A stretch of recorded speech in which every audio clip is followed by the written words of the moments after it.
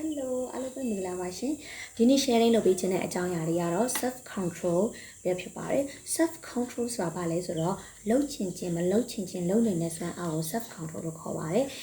အခုတလောပေါ့နော်ကိုယ့်ကိုယ် self control တွေအားနည်းနေရကြောင်း self control အကြောင်းလေး sharing လုပ်ပေးခြင်းလို့ share လုပ်ပေးရပဲဖြစ်ပါတယ်ရှင်self control အားကောင်းတဲ့သူတွေကပို့ပြောမှပေါ့နော်ဘဝကိုမိမိစစအောင်မြင်ကြပါတယ်ဒါကြောင့်မလို့ self control အားကောင်းအောင်ဘာလို့လုပ်ရမလဲဆိုတော့ပတ်သက်ပြီးတော့အချက်လေး၅ချက်ကို share လုပ်ပေးချင်ပါတယ်ရှင်နံပါတ်1ချက်က set clear goal ရှင်းလင်းတိကျတဲ့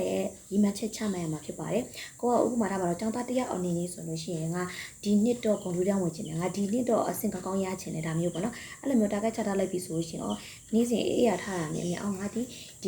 ဟာအတွက်ကိုပဲလုပ်ရမယ်ဆိုပြီးတော့ကိုယ့်ရဲ့ energy ကိုဒီတစ်ခုတည်းပေါ့အာရုံစိတ်ဓာတ်ဖြစ်တဲ့အတွက်ကြောင့်လို့တခြားအရာတွေကိုအာရုံကမပြတ်တော့ဘဲနဲ့ self control အကောင်းမှာပဲဖြစ်ပါတယ်နောက်နံပါတ်2ချက်က create if then plan ပေါ့နော် if then plan ဆိုတာ if တခုခုဖြစ်ချင်ခဲ့ရင် then ဘာလုပ်မှာလဲဆိုတဲ့ဟာနေပေါ့ဥပမာငါစာကြည့်မယ်ပေါ့နော်အစင်ကောင်းတဲ့စာကြည့်မယ်မစာကြည့်ရမယ့်အချိန်မှာငါစာမကြည့်ချင်ဘူးဆိုရင်ငါဘယ်လိုလုပ်မလဲစာမကြည့်ချင်ဆိုစာကြည့်လောက်ဘယ်လိုလုပ်စာကြည့်ချင်တော့ငါဘယ်လိုလုပ်မလဲဆို if ဖြစ်လာရင် then နောက်ကဘာလုပ်မလဲဆိုတော့ pre-decision ပြို့ပြီးတော့မှ submit ချထားတဲ့ if then plan လေးလေကိုက create လုပ်ထားမှာဖြစ်ပါတယ်နောက်နံပါတ်3ချက်ကကြတော့practice meditation and mindfulness ပေါ့နော်တရားထိုင်ရမယ်ပြီးတော့ကိုယ်စိတ်ကိုပြီးတော့မှသိရှိအောင်ပြန်လုပ်ရမယ်ဘာလို့ဆိုတော့တနေ့ငါတို့တွေသွားလာလှုပ်ရှားတဲ့ဘဝကြီးမှာကွာအတွေးတွေကဟိုရောက်လိုက်ဒီရောက်လိုက်နေအများကြီးတွေးရောများနေတယ်ပေါ့နော်ဆိုတော့ကြောက်ရှင် meditation လုပ်လိုက်တဲ့အခါမှာပြည့်အနှံ့နေတဲ့ကိုယ့်ရဲ့စိတ်တွေကိုပြန်လဲတည်ငြိမ်လာပြီးတော့မှကိုငါဒီဘယ်နေရာကိုသွားနေရဘယ်ရောက်အောင်သွားမယ်ဆိုတော့ကိုယ်သိစိတ်တွေ mindfulness ပြန်ဖြစ်လာမှာဖြစ်ပါတယ်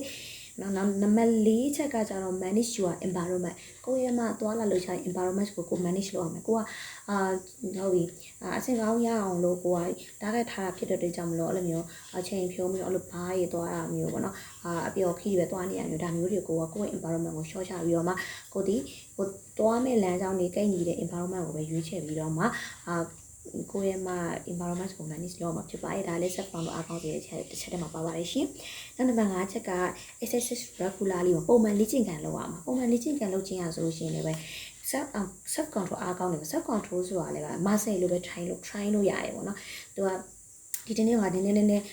ကိုတနားရီတနေ့ကို15မိနစ်မို့5မိနစ်လေးပဲကြည့်မယ်ဆိုရင်အဲ့ဒါ5မိနစ်ကိုနေတိုင်းလုပ်သွားတာမျိုးပေါ့နော် exercise လေးကိုလည်းနေတိုင်းလုပ်သွားမှာဖြစ်ပါတယ်ဒါမျိုးဆိုတော့ self control အားကောင်းမှာပဲဖြစ်ပါတယ်ရှင်အားကြောင့်မလို့အခုခက်လူငယ်တွေက self control အရင်အားနေဖုန်းကြည့်ဆိုမပြီးတော့တနားရီ3နာရီညတကြလို့အကုန်သွားတယ်ဒါမျိုးပေါ့နော်ကျွန်တော်self control အားကောင်းအောင်ဒီအချက်5ချက်လေးကိုလိုက်လုပ်ကြည့်ပါ self control အားကောင်းပြီးတော့ကိုလိုချင်တဲ့ဘဝလေးကိုအမြဲဆုံးရောက်ပါစေလို့ဆုမကောင်းတောင်းပေးလိုက်ပါတယ်ရှင်အားလုံးပဲ bye bye